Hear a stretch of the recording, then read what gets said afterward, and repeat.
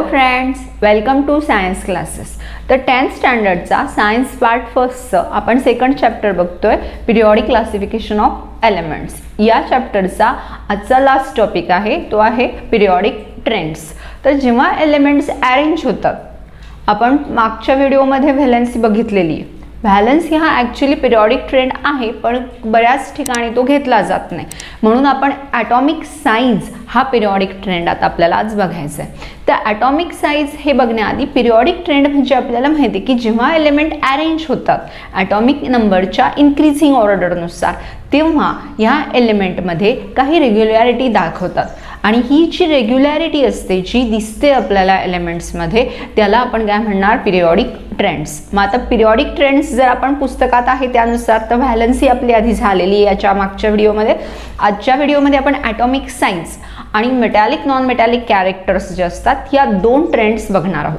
आता सगळ्यात आधी आपण बघणार आहोत ॲटॉमिक साईज. तर ॲटॉमिक साईजला आपण ॲटॉमिक व्हॉल्यूम पण म्हणू शकतो. It is also called as atomic volume.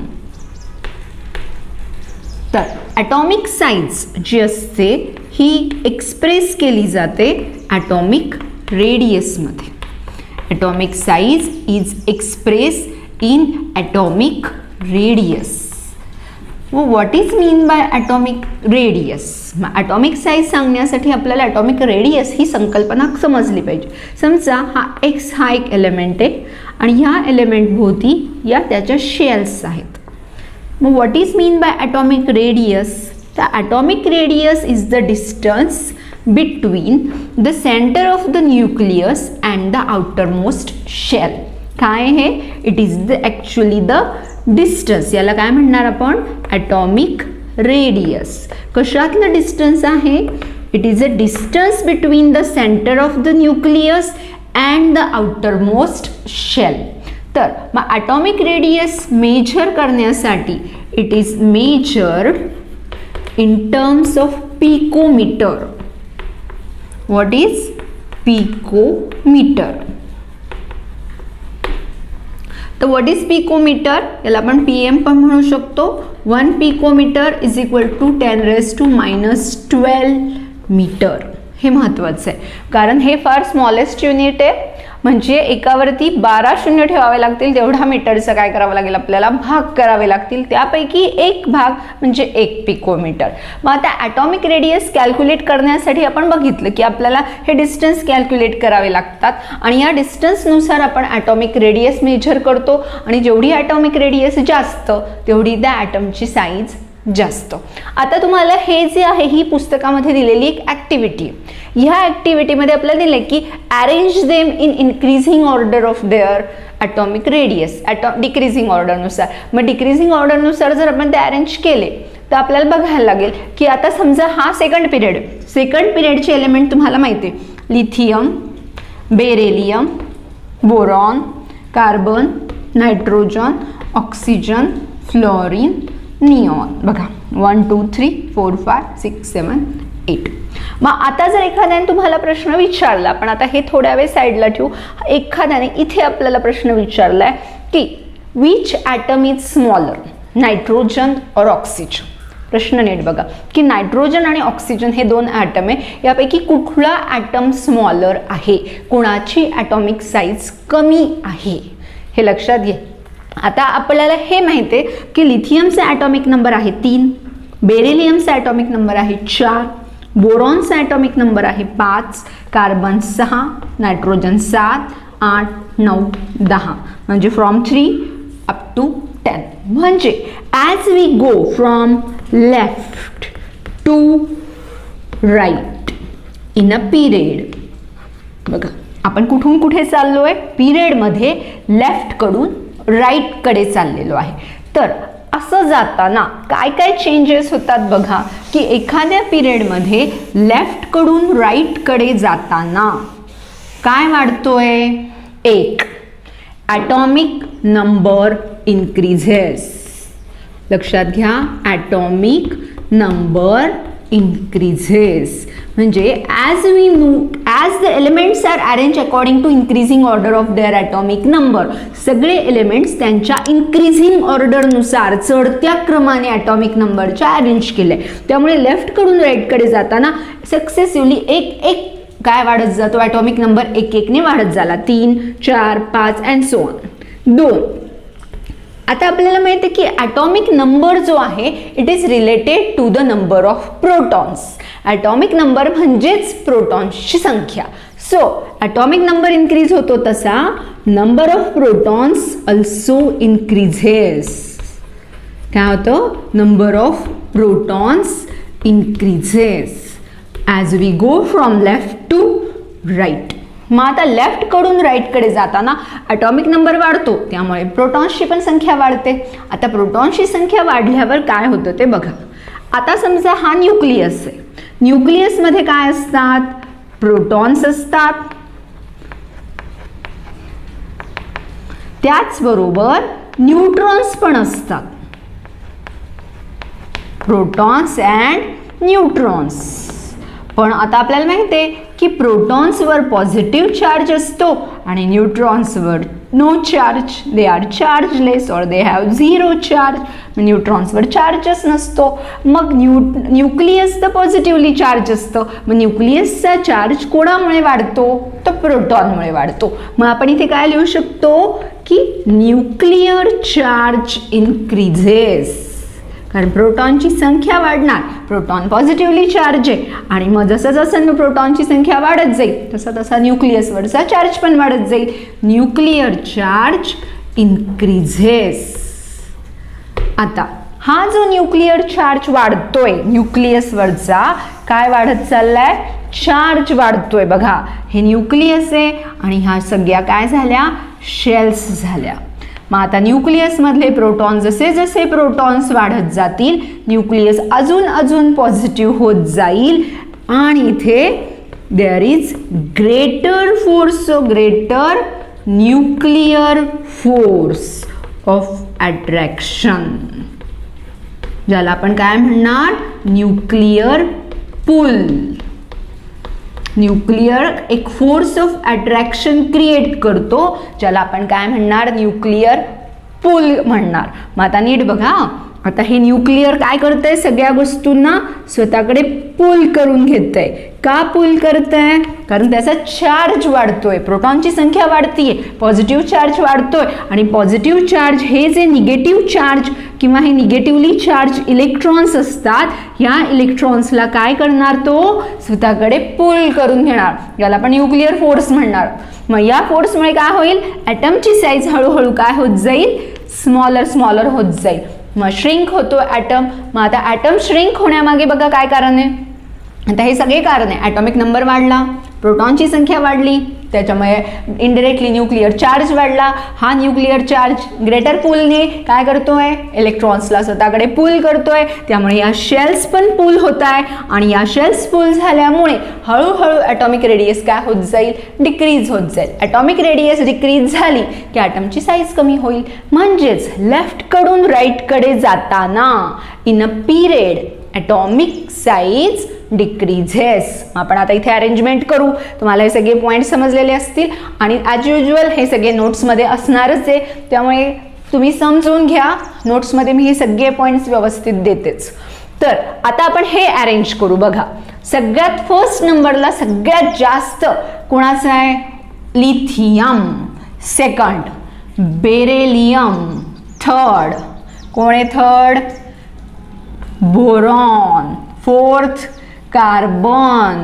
Fifth nitrogen. Six oxygen. बघा लावा परत, पिरियड ही पिरियडची सिरियली लावलेलं आहे आपण. हे lithium 1, beryllium, boron, carbon, nitrogen, oxygen. म्हणजे पिरियडमध्ये लेफ्टकडून राईटकडे जाताना ॲटॉमिक साईज काय होतात, डिक्रीज होतात. हे रिझन आहे आणि खूप महत्वाचं आहे. प्लस तुम्हाला असा सरळ बघा इथे प्रश्न पडलाय, हे तुम्हाला अशी डायग्राम दिलेली आणि प्रश्न विचारलेला आहे की which is smaller atom, oxygen की म्हणजे oxygen is bigger, nitrogen is bigger, both are equal. तुम्ही काय लिहिणार, की बघा nitrogen is towards the left, oxygen is towards the right. Right साईडला ॲटॉमिक साईज काय होणार, छोटी छोटी होणार. लेफ्ट साईडला ॲटॉमिक साईज काय होणार, मोठी मोठी होत जाणार. मग नायट्रोजन हा राईट साईडला आहे, मग nitrogen is a bigger atom, oxygen is अ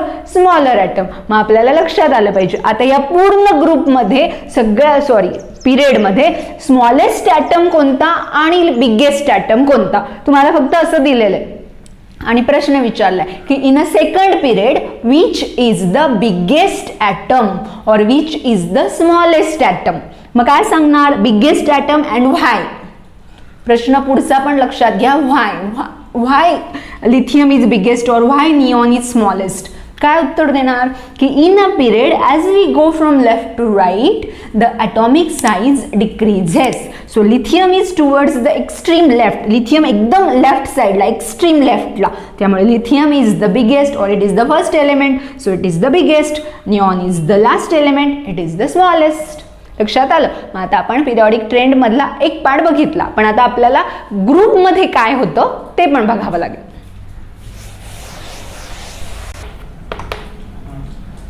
तर आता ग्रुपमध्ये आपण पिरियडमधलं बघितलं की ॲटॉमिक साईज पिरियडमध्ये कशी व्हॅरी होते, तर आता आपण ग्रुपमध्ये बघू. आता बघा आपण जसं आता आपण फर्स्ट ग्रुप घेऊ. फर्स्ट ग्रुपमधला पहिला एलिमेंट आहे hydrogen, lithium, sodium, potassium, rubidium, caesium, francium. आता आपल्याला माहिती आहे की ॲज वी गो डाऊन यांचं काय होत जातं की जसं जसं आपण खाली खाली जातोय बघा, आपण कुठे चाललो आहे, फ्रॉम टॉप टू बॉटम चाललो आहे. ही टॉप साईड आहे आणि ही काय झाली, bottom side. So in a group जसं जसं आपण खाली जातो तसं तसं फर्स्ट ॲटॉमिक नंबर इन्क्रीजेस होणार आहे बघा. ॲटॉमिक नंबर इन्क्रीजेस म्हणजे एक्झाम्पल हायड्रोजनचा ॲटॉमिक नंबर 1, लिथियमचा 3, 11 आणि हा किती येणार आहे 90 अँड सो. तर ॲटॉमिक नंबर जसा जसा इन्क्रीज होतो तसं तसं काय होत जातात आपल्याला माहिती आहे की न्यूक्लिअर चार्ज इन्क्रीजेस. काय करणार वाटलंच आपण इथे परत तेच लिहू, नंबर ऑफ प्रोटॉन्स इन्क्रीजेस.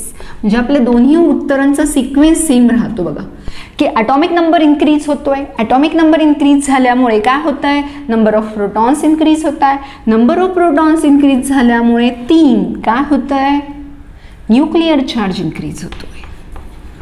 बघा इथपर्यंत तर सगळं सेम आहे. म्हणजे पिरियड ग्रुपमध्ये पण काय व्हायला पाहिजे की ॲटॉमिक साईज काय व्हायला पाहिजे, खाली खाली कमी व्हायला पाहिजे, बरोबर आहे. पण मग आता आपण पुढे बघू, न्यूक्लिअर चार्ज इन्क्रीजेस 4. आता या गोष्टी तुम्हाला कळत आहे की as we go from top to bottom in a group atomic number increases because elements are arranged in a increasing order of their atomic mass. So as the atomic number increases it is related with the number of proton, so number of protons also increases. प्रोटॉन्सची पण संख्या वाढणार. आता प्रोटॉनची संख्या म्हणजेच positive charge वाढतोय आणि म्हणून nuclear charge पण वाढतोय. पण ॲज वी गो डाऊन तर बघा इन अ ग्रुप काय होत आहे, सक्सेसिव्हली नवीन शेल्स ॲड होत आहेत. बघा इथे काय होत चाललेलं आहे, शेल्स ॲड होत आहेत. हे पण आपण इथे लिहून टाकू. ओके, तर शेल्स जसे जसे ॲड होतात म्हणजे इथे 2 शेल्स आहेत, इथे काय होतील 3 शेल्स असतील. पोटॅशियमला काय होतील 4 शेल्स असतील. म्हणजे नंबर ऑफ शेल्स इन्क्रीजेस सक्सेसिव्हली. जसं जसं खाली जातोय तसं काय होत जातंय, एक एक शेल काय होत चालली आहे, वाढत चालली आहे. आणि लक्षात घ्या की this increases the distance, it overweighs the nuclear charge.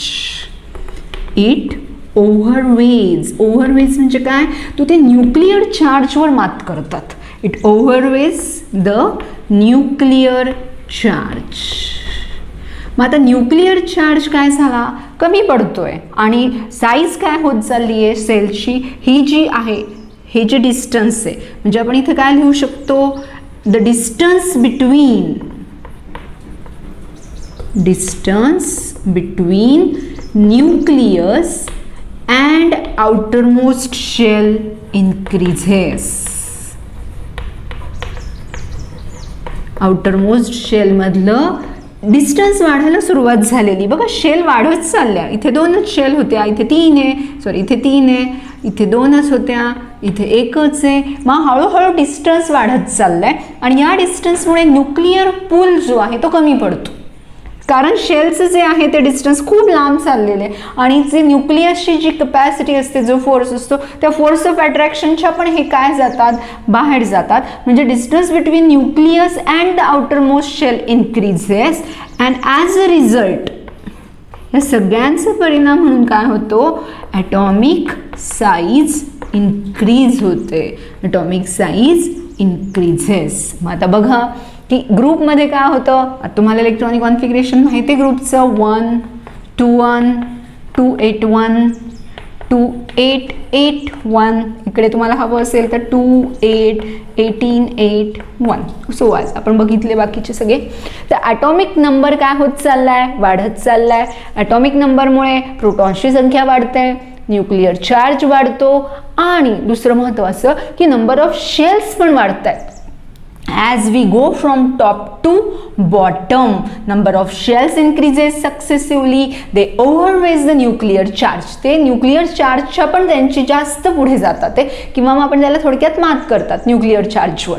And therefore distance between the nucleus and the outer most shell increase होतं. मग न्यूक्लियस आणि आउटर मोस्ट शेलमधलं डिस्टन्स वाढायला सुरुवात होते आणि न्यूक्लिअर पूल कमी पडतो. Nuclear pool reduces and so the outer most orbit is not effectively pulled by the nucleus. Nucleus या साईजला ही जी शेल असते, आउटर मोस्ट ऑर्बिट असतं किंवा शेल असते, याला पुल नाही करू शकत आणि as a result atomic size increases, कारण सक्सेसिव्हली शेल्सच वाढत चालल्या. And therefore atomic size increases in a group from top to bottom. टॉपकडून बॉटमकडे जाताना कुठल्याही ग्रुपमध्ये ॲटॉमिक साईज काय होत जाते, इन्क्रीज होत जाते. मग आपण आता थोडक्यात काय बघतोय ते बघा. समजा हा पिरियॉडिक टेबल आहे. ओके, हा आपला काय झाला, पिरियॉडिक टेबल झाला. आपल्याला ही पिरियॉडिक टेबलची आउटलाईनच काढायला शिकलं पाहिजे प्रत्येकाला. ही जर आउटलाईन आपल्याला आली तर जस्ट कुठल्याही पिरियॉडिक टेबलमध्ये काय होतंय, एक from top to bottom. Top to bottom काय होतंय, आपण कुठली बघतोय, ॲटॉमिक साईज बघतोय. टॉपकडून बॉटमकडे काय होतंय, atomic size increases. Atomic size काय होते, इन्क्रीज होते. आणि लेफ्टकडून राईटकडे जाताना काय होतं, इन अ पिरियड. लेफ्टकडून जाताना इन अ पिरियड आणि top to bottom in a group. मग पिरियडमध्ये काय होतं, लेफ्टकडून राईटकडे जाताना atomic size decreases. Atomic size काय होते, डिक्रीज होते. मग आता आपल्याला ॲटॉमिक रेडियस किंवा ॲटॉमिक साईज हा जो पिरियॉडिक ट्रेंड आहे तो आता आपल्याला समजलेला आहे. आता आपण काय करणार आहे, पुढचा जो आहे आपल्याला मेटॅलिक आणि नॉन मेटॅलिक कॅरेक्टर, तो आता आपण बघू. तर आता आपण पुढचा टॉपिक बघतोय, मेटॅलिक आणि नॉन मेटॅलिक कॅरेक्टर. तर आता मेटल्स आणि नॉन मेटल्समध्ये आधी आपल्याला फरक समजला पाहिजे. कुठला फरक बेसिक 8वीत होता तो फरक नाही, की metals are good conductor bad conductor, तो फरक नाही. तर नीट लक्षात घ्या की आता आपण एक एलिमेंट बघतोय, सोडियम. ओके, ॲटॉमिक नंबर 11 आहे सोडियमचा, इलेक्ट्रॉनिक कॉन्फिगरेशन आहे 281. तर स्टेबल इलेक्ट्रॉनिक कॉन्फिगरेशन मिळवण्यासाठी सोडियम काय करतो, इट लुजेस 1 इलेक्ट्रॉन. एक इलेक्ट्रॉन कमी होतोय, -1 इलेक्ट्रॉन, आणि आपल्याला सोडियमचा पॉझिटिव्ह आयन मिळतो, ज्याला आपण Na+ म्हणतो, आणि त्याला स्टेबल इलेक्ट्रॉनिक कॉन्फिगरेशन मिळालं निऑन्स. आपण मागच्या लेसनला बघितलेलं आहे व्हिडिओमध्ये की हे जे स्टेबल इलेक्ट्रॉनिक कॉन्फिगरेशन असतं, मोस्टली सुरुवातीचे एलिमेंट अगोदरच्या, म्हणजे आता हे निऑन्स इलेक्ट्रॉनिक कॉन्फिगरेशन आहे. आता ह्या प्रोसेसमध्ये काय होतं बघा की सोडियमकडे प्रोटॉन जास्त होतात, इलेक्ट्रॉन कमी होतात, कारण एक इलेक्ट्रॉन दिला गेला, म्हणून एक दिल्यामुळे त्याच्या डोक्यावर एक पॉझिटिव्ह चार्ज देतात आणि याला म्हणतात कॅटायन. अ पॉझिटिव्ह आयन असतो हा. या प्लस साईनवरून तुम्ही लक्षात ठेवायचं की कॅटायनमध्ये हा प्लस साईन दिलेला आहे. कॅटायन्स आर पॉझिटिव्ह आयन्स, हे लक्षात ठेवायचं. आता असंच सिमिलरली मॅग्नेशियमचं येईल. मॅग्नेशियम 12 ॲटॉमिक नंबर आहे त्याचा 282. तो 2 इलेक्ट्रॉन रिड्यूस करतो कारण त्याचा इलेक्ट्रॉनिक कॉन्फिगरेशन 282 आहे. हे जर केलं त्याने तर त्याच्या डोक्यावर 2चा प्लस चार्ज येणार कारण त्याने 2 इलेक्ट्रॉन्स लॉस झालेले त्याचे. आणि सिमिलरली त्याला 2 8 हे निऑनचं काय मिळेल इलेक्ट्रॉनिक कॉन्फिगरेशन. आता हा पण कॅटायनच आहे बिकॉज इट लुजेस इलेक्ट्रॉन. म्हणजे बघा they try to lose electron. जे मेटल्स असतात त्यांच्यामध्ये एक टेंडन्सी असते इलेक्ट्रॉन्स लूज करण्याची. ही जी टेंडन्सी असते बघा द टेंडन्सी म्हणजे त्यांचा स्वभाव असतो तो त्यांची ॲबिलिटी असते. मग tendency to lose electrons and to form a cation. Cation means what positive ion. हे असं लिहित जायचं थोडंसं मग आपल्याला समजत जातं की what is mean by cation a positive ion. To form a cation is called इलेक्ट्रोपॉझिटिव्हिटी.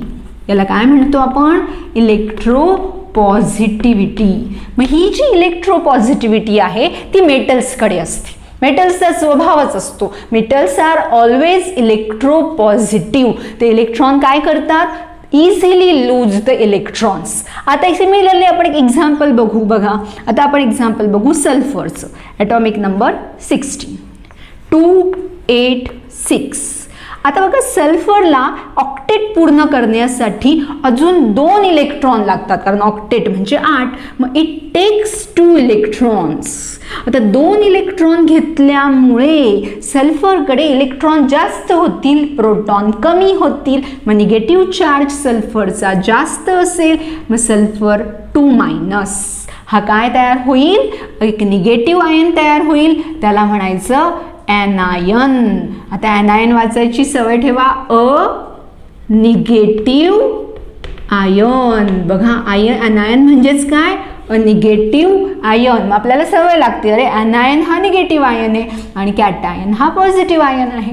मग हे आपल्या लक्षातच पाहिजे कारण पुढच्या चॅप्टरला आपल्याला ते लागेल.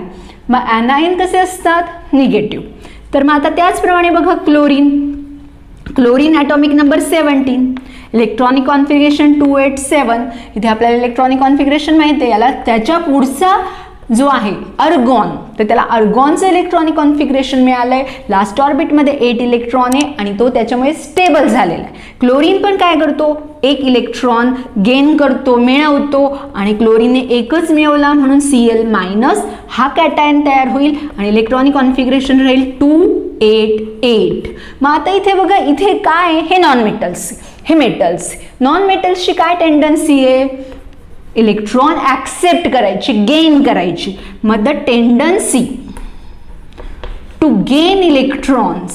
इलेक्ट्रॉन काय करायचे गेन करायचे to gain electrons and to form an anion. आता हे डबल होतं पण राहू द्या अन ॲनायन.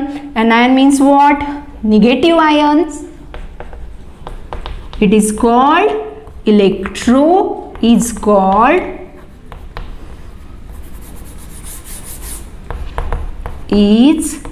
called electronegativity. बघा ह्या 2 गोष्टी आपल्या पक्क्या पाठ पाहिजे. इलेक्ट्रोनिगेटिव्हिटी म्हणजे काय इलेक्ट्रॉन ॲक्सेप्ट करायची. इलेक्ट्रोपॉझिटिव्हिटी म्हणजे काय इलेक्ट्रॉन देऊन टाकायचे. Metals are electropositive non metals are electronegative. मग आता आपल्याला बघायचं आहे की हे जे इलेक्ट्रोपॉझिटिव्हिटी आहे हे मेटॅलिक कॅरेक्टर आहे. Electronegativity is a non metallic character. मग आपल्याला बघायला लागेल की अरे मेटॅलिक आणि नॉन मेटॅलिक कॅरेक्टरमध्ये कशा प्रकारे व्हेरिएशन्स होतं एका ग्रुपमध्ये आणि एका पिरियडमध्ये. तर आपण मेटॅलिक कॅरेक्टरमध्ये व्हेरिएशन बघण्यासाठी आपण पिरियड नंबर 3 बघू. आता पिरियड नंबर 3 मधला पहिला एलिमेंट आहे sodium, magnesium, aluminium, silicon, phosphorus, sulphur, chlorine, अर्गॉन. 8 element आहे का बघा 1 2 3 4 5 6 7 and 8. आता ॲटॉमिक नंबर लिहा 11 12 13 14 15 16 17 18. इलेक्ट्रॉनिक कॉन्फिगरेशन्स 281 282 283 284, 285, 286, 287, 288. आता आपण एक गोष्ट लक्षात घेतोय बघा की आपल्याला माहिती आहे की ॲटॉमिक साईज जी आहे ही काय झाली आहे, डिक्रीज होतीये. बघा atomic size decreases in a period as we move from left to right.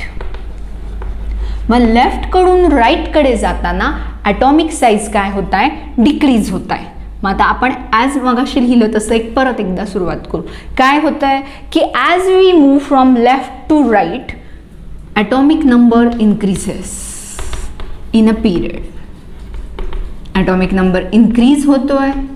As a result of all of this, the atomic size decreases. Atomic number increase होत चाललाय, पण atomic size जी आहे ती काय झाली आहे, it decreases because of कशामुळे, because of increased nuclear charge.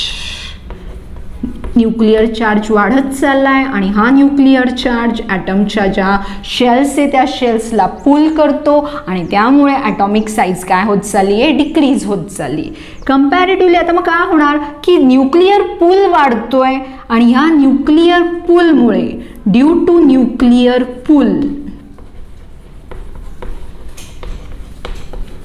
Electrons are held tightly. Electrons काय होत चालले, ते धरून ठेवले जातात एकदम टाइटली, अट्रॅक्टेड असतात ते न्यूक्लियसकडे and it is very difficult to lose the electrons. मग काय होतं, electrons are not easily loss.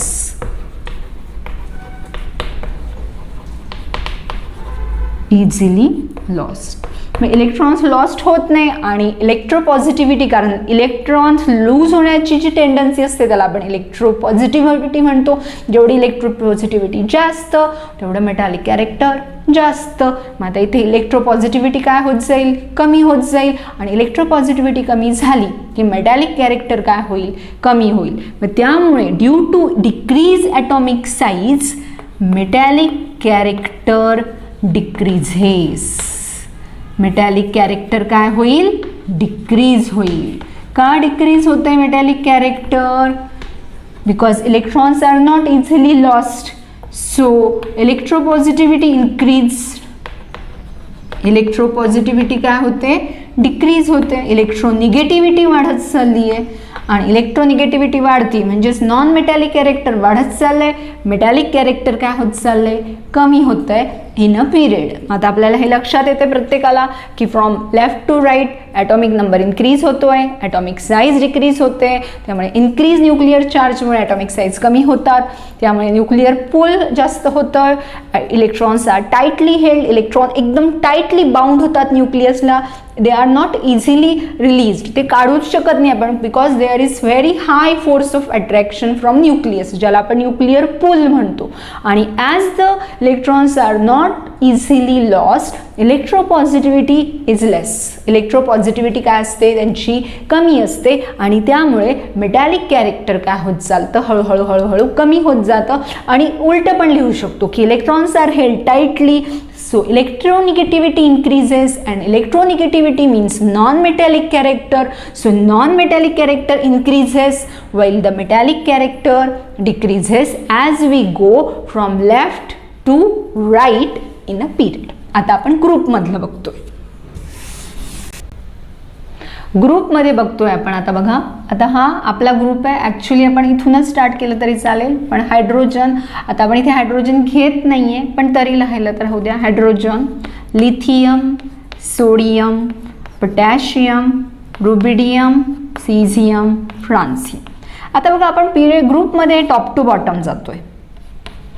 Top to bottom. आता आपण ॲज युजल ॲटॉमिक साईजच्या वेळेस जे महत्त्वाचे मुद्दे घेतले तेच मुद्दे इथे रिपीट होतात. कारण लक्षात घ्या बघा की इथे पहिला मुद्दा तोच आहे की number of atomic number increase होतोय. आपण फक्त ॲज लिहून घेऊ म्हणजे तुम्हाला जस्ट आयडिया येईल. ॲटॉमिक नंबर काय होत जातो, इन्क्रीज होतो. ॲटॉमिक नंबर इन्क्रीज झाल्यामुळे काय होतं, हळूहळू प्रोटॉन्सची संख्या वाढते. प्रोटॉन्सची संख्या वाढल्यामुळे काय होतं, न्यूक्लिअर चार्ज इन्क्रीज होतो. न्यूक्लिअर चार्ज इन्क्रीज जरी झाला तरी number of shells also increases. Number of shells increases successively, त्या क्रमाने ते आपण वाढतच चालले आहे. आणि this leads what, it overweighs, मगाशी लिहिले बघा, इट ओव्हरवेज न्यूक्लिअर चार्ज. ते न्यूक्लिअर चार्जला ओव्हरवे करतं, कारण न्यूक्लिअर चार्ज कमी पडतो, साईज शेल लांब जातात थोड्याशा, आणि देअरफोर न्यूक्लिअर चार्ज इन्क्रीज झाल्यामुळे ॲटॉमिक साईज वाढतात. Atomic size increases. आता ॲटॉमिक साईज इन्क्रीज झाल्यावर जो पूल असतो तो पूल कमी पडतो. इलेक्ट्रॉन्स आर लूजली, एकदम लूजली काय असतात, बाउंड, लूज असतात, जास्त काय नसतं त्यांच्यावर, फोर्स नसतो, आणि it is easy to lose electrons. मग इलेक्ट्रॉनची लुझिंगची capacity, tendency to lose electron increases. आता टेंडन्सी टू लूज इलेक्ट्रॉन म्हणजे माहिती आहे आपल्याला, इलेक्ट्रोपॉझिटिव्हिटी म्हणजे काय वाढते, इलेक्ट्रोपॉझिटिव्हिटी वाढती. आता मग इलेक्ट्रोपॉझिटिव्हिटी increases and so metallic character increases. metallic character काय होतं, increase होतं. बघा आता हे सगळे पॉइंट्स तुम्हाला कळाले की एका ग्रुपमध्ये जेव्हा आपण टॉप कडून बॉटम कडे जातोय तेव्हा इथे बघा, इथे मेटॅलिक कॅरेक्टर डिक्रीज झालं आणि इकडे मेटॅलिक कॅरेक्टर काय होत जात आहे, मेटॅलिक कॅरेक्टर इन्क्रीजेस. मग उलट काय लिहिणार तुम्ही, नॉन मेटॅलिक कॅरेक्टर काय होईल, नॉन मेटॅलिक कॅरेक्टर डिक्रीज होतं वरून खाली जाताना, कारण इलेक्ट्रॉन इतक्या इझिली पटापट लूज होऊ शकतात की metals they are strongly electropositive element. आता काही प्रश्न बघा, हा जो समजा आता आपल्याला दोन्ही गोष्टी कळाल्या की पिरियडमध्ये काय होतं की लेफ्ट कडून राईट कडे जाताना ॲटॉमिक साईज डिक्रीज होत जातात. ॲटॉमिक साईज डिक्रीज झाल्या की मेटॅलिक कॅरेक्टर पण काय होत जातं, डिक्रीज होतं. हे का होतं तर it is due to the electronegativity increase होते, इलेक्ट्रोपॉझिटिव्हिटी कमी होते. मग आता तुम्ही मला सांगा की या पूर्ण पिरियडमध्ये नीट बघा सगळ्यात जास्त इलेक्ट्रोपॉझिटिव्ह कोण आहे.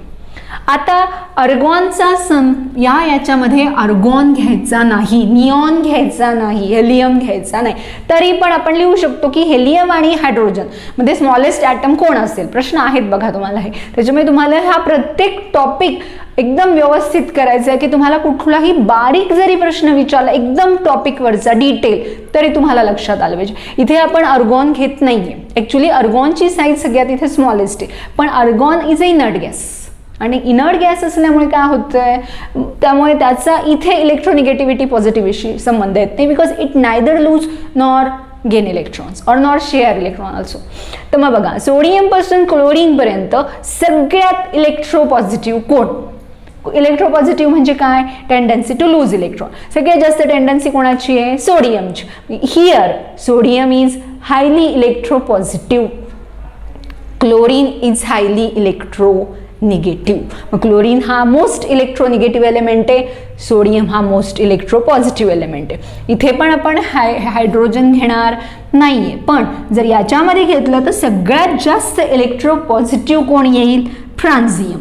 सगळ्यात कमी इलेक्ट्रोपॉझिटिव्ह येईल हायड्रोजन, पण हायड्रोजन सगळ्यात जास्त इलेक्ट्रोनिगेटिव्ह येईल आणि फ्रान्झियम सगळ्यात कमी इलेक्ट्रोनिगेटिव्ह येईल, कारण इलेक्ट्रोनिगेटिव्हिटी खाली खाली कमी होत जाते आणि इलेक्ट्रोपॉझिटिव्हिटी वाढत जाते. जसं जसं वर जाऊ तसं तसं इलेक्ट्रोनिगेटिव्हिटी वाढते, इलेक्ट्रोपॉझिटिव्हिटी कमी होते. म्हणजेच हायड्रोजन हा नॉन मेटल आहे आणि इथून खाली मेटॅलिक कॅरेक्टर काय होत जातं, कम्प्लिटली वाढत जातं. म्हणजे these are strong metals comparatively to these metals. मग आता आपल्याला हा सगळा टॉपिक कळालेला आहे की what is electropositivity, what is electronegativity, metallic non metallic कॅरेक्टरमध्ये कशा प्रकारे व्हेरिएशन होतं, ॲटॉमिक साईज कशा व्हेरीफाय होतात. आपण आता एक क्विक रिव्हिजन घेऊ 2 मिनिटांमध्ये. तर आता आपण इन शॉर्ट पिरियॉडिक टेबलमध्ये जे महत्त्वाचे पॉईंट्स आहेत जे आपल्याला सगळ्यांच्या लक्षात राहणं गरजेचं आहे ते आता आपण बघतोय. बघा, हा पिरियॉडिक टेबल आहे. आपल्याला माहिती आहे की there are 18 groups, there are 7 periods. हा जो आहे हा फर्स्ट ग्रुप आहे, हा सेकंड ग्रुप आहे. इथे 3 पासून 12 पर्यंतचे ग्रुप आहे. या सर्व ग्रुपला हा जो मिडल आहे हा मिडल आहे पिरियॉडिक टेबलचा. इथे 13, 14, 15, 16, 17 आणि 18 पिरियड नंबर 1, 2, 3, 4, 5, 6 आणि 7. So in this periodic table इथे आपण तळाला काय असतात, सेरीज असतात, लॅन्थेनाइड्स आणि ॲक्टिनाइड्स ज्या एफ ब्लॉकमध्ये येतात. हा जो आहे हा डी ब्लॉक आहे, हा जो आहे हा एस ब्लॉक, हा पी ब्लॉक. आणि इथे आपण काय दाखवतो, तळाला 2 सेरीज दाखवतो. या सेरीजमध्ये काय असतात, transition elements, inner transition element असतो, पण हा एफ ब्लॉक असतो. आता आपल्याला काय बघायचं आहे ते बघा, की आता हा जो पिरियॉडिक टेबल आहे, ह्या पिरियॉडिक टेबलमध्ये आपण जसं टॉपकडून बॉटमकडे जातो आहे ते लक्षात घ्या. काय काय कमी होतं आणि काय काय वाढतं हे लक्षात घ्या. ॲटॉमिक साईज काय होत जाते, इन्क्रीज होते. नीट लक्षात घ्या, ॲटॉमिक साईज इन्क्रीज होते. ॲटॉमिक साईज इन्क्रीज झाली की काय होतं, इलेक्ट्रो पॉझिटिव्हिटी पण वाढते. हे लक्षात घ्या, इलेक्ट्रो पॉझिटिव्हिटी इन्क्रीझेस. आणि थोडक्यात मेटॅलिक कॅरेक्टर इन्क्रीझेस. मेटॅलिक कॅरेक्टर पण काय होत जातं, इन्क्रीज होत जातं. कुठल्याही ग्रुपमध्ये खाली जसं जसं आपण जातो तसं मेटॅलिक कॅरेक्टर काय होत जातं, इन्क्रीज होतं. आता आपण पिरियडमध्ये बघू. बघा, लिथियम हा मेटल आहे, बेरिलियम मेटल आहे, बोरॉन हा मेटॅलॉइड आहे. Boron is a metalloid. Non metal, non metal, non metal, non metal, non metal. म्हणजे पिरियॉडिक टेबलमध्ये लेफ्ट साईडला नॉन मेटल्स. थर्ड पिरियडमध्ये मेटल, मेटल, मेटल, मेटॅलॉइड. परत non metal, non metal, non metal, non metal. Non metallic character पण वाढत चाललंय. आता मी जे एलिमेंट्स तुम्हाला बॉर्डर करून दाखवत आहे हे सगळे एलिमेंट्स बघा, लेफ्ट साईडला ही जी लेफ्ट साईड आहे इकडे सगळे काय आहे, हा एस ब्लॉक आहे, एस ब्लॉक. हे सगळे काय आहेत, मेटल्स. राईट साईडला ह्या साईडला सगळे काय आहे, हा पी ब्लॉक आहे, वरती लिहू ठेवू आपण. ह्या साईडला काय आहेत, नॉन मेटल्स आहेत. म्हणजेच पिरियॉडिक टेबलमध्ये डिव्हिजन झालेलं आहे की लेफ्ट साईडला सगळे मेटल्स, राईट साईडला सगळे नॉन मेटल्स. आणि मेटल्स आणि नॉन मेटल्समध्ये ट्रान्झिशन होत चाललंय, म्हणून ह्या ग्रुपला ट्रान्झिशन एलिमेंट म्हणतात. हे ट्रान्झिट होत आहे, हे एलिमेंट मेटलमधून नॉन मेटल्समध्ये ट्रान्झिशन दाखवणार आहेत, म्हणून यांना ट्रान्झिशन एलिमेंट्स म्हणतात. ट्रान्झिशन एलिमेंटमध्ये सापडतात म्हणून या एलिमेंटला इनर ट्रान्झिशन एलिमेंट म्हणतात, कारण ते इथे सापडतात. लॅन्थेनाइड सिरीज आणि ॲक्टिनाइड सिरीजचे 14, लॅन्थेनम धरून 14, ॲक्टिनियम धरून लॅन्थेनम नंतरचे 14, ॲक्टिनियम नंतरचे 14. तर मग boron, silicon, germanium, arsenic, antimony, tellurium, polonium, astatine हे जे एलिमेंट्स आहेत these are metalloids. Border line एलिमेंट्सवरती ही जी आहे ही झिगझॅग लाईन आहे.